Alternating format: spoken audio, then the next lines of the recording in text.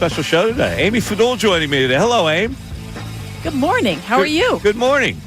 I'm great. It's great to be here. Thanks for having me. I'm excited to be here today and tomorrow. We're happy you are here, and we're happy that we can talk some positive things about the Phillies today, right? Finally. All right, they have taken 2 or 3 from the Cubs. Luzardo shakes off the goo that had covered him for 2 straight starts.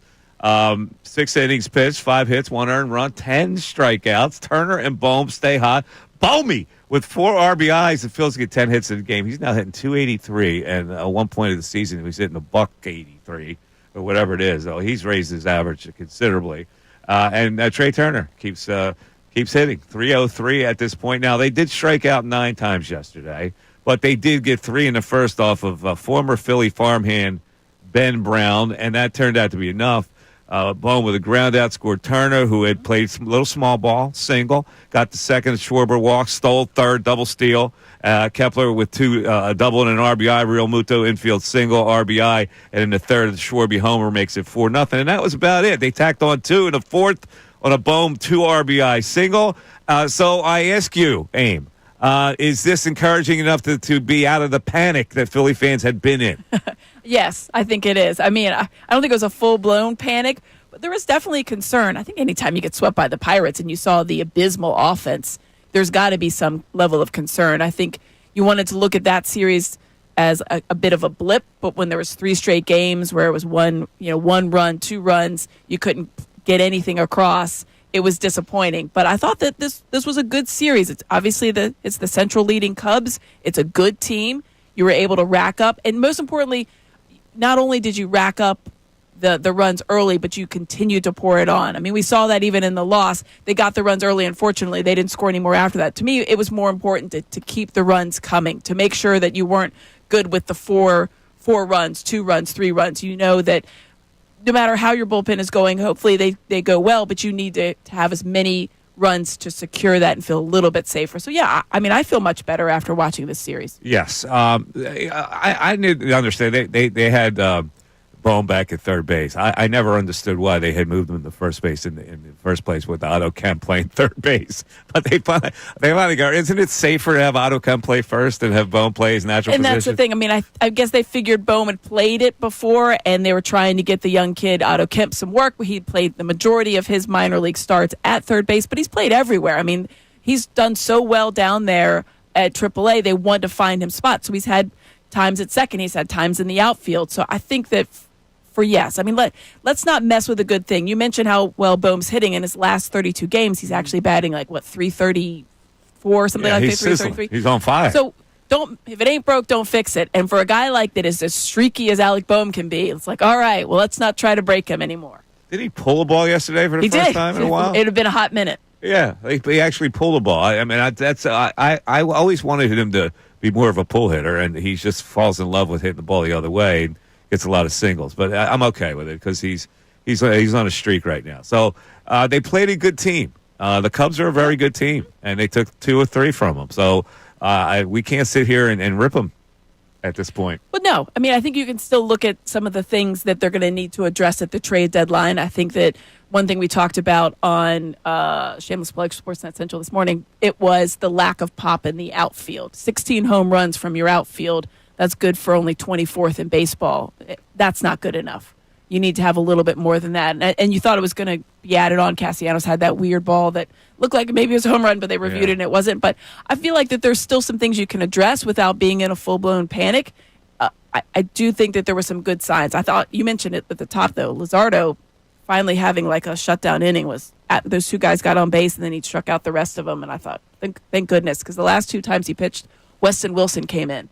That's how bad they were. I love following the standings here to see where they are in the playoff hunt. So now they've got 39 wins, and they've jumped ahead of the San Diego Padres. So they're now in the 5th slot. And, the thing, I look at the Cardinals, I look at the Milwaukee Brewers, and they're stagnant at 36 right now. So they get a little breathing room. Yeah, a little bit of breathing room. Update this every day, this playoff standings. I like it. All right. By the way, we got to talk some Eagles stuff because I don't know. I want to run this by you because it's something I talked about yesterday.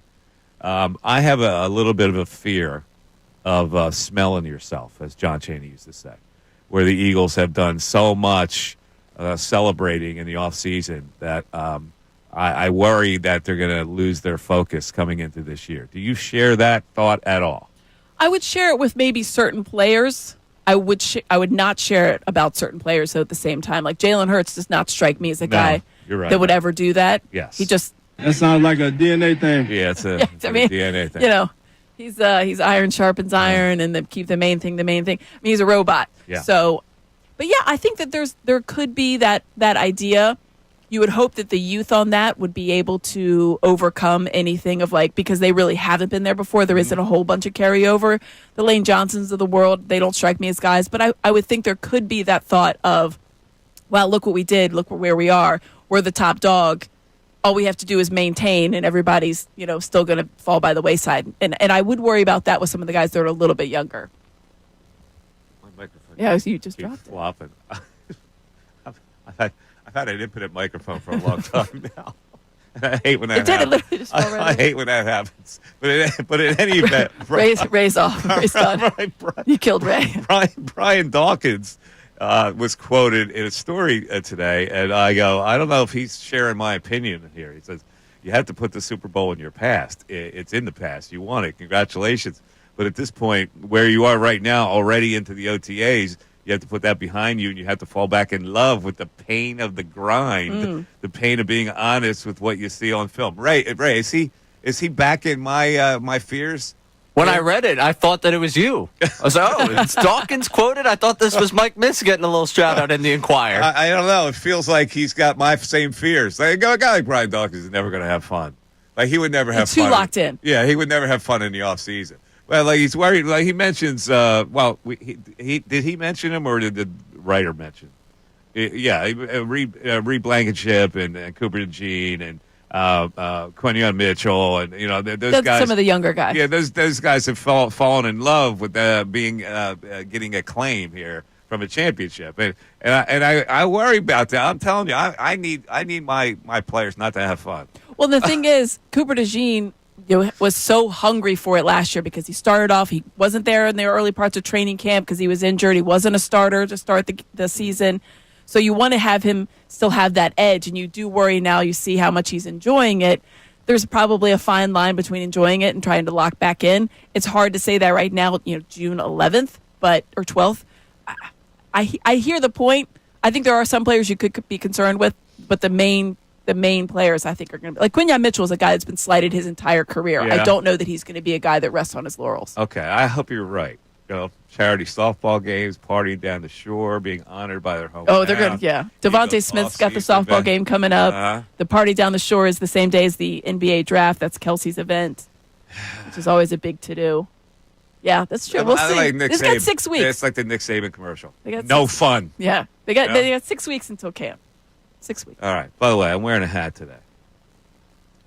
If anybody out there who's watching this on YouTube can connect the dots about my hat, you'll win I don't know, my admiration. We don't have a prize for anybody, right? We'll find a prize. Can anybody figure this out, why I have this hat on? Do they see it?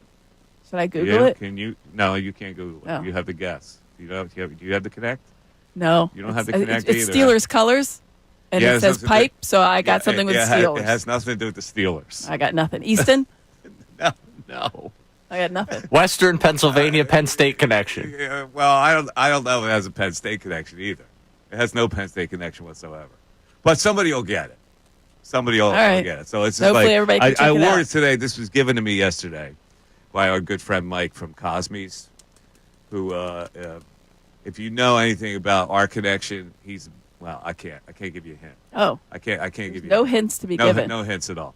All right, so here's how you get in. 610-632-0975, 610-632-0975. Text board, phone lines are wide open. How do you feel about the Phillies now that they've taken 2 of 3 against the Cubs? Are you still ambivalent, or are you saying, they've righted the ship, they're good? Mike Missanelli Show with Amy Fadul today, back after this. Hey guys, thanks for checking out our video. If you want more from the Mike Missanelli Show, somewhere on this screen, there is somewhere where you can hit the playlist. Keep interacting with us.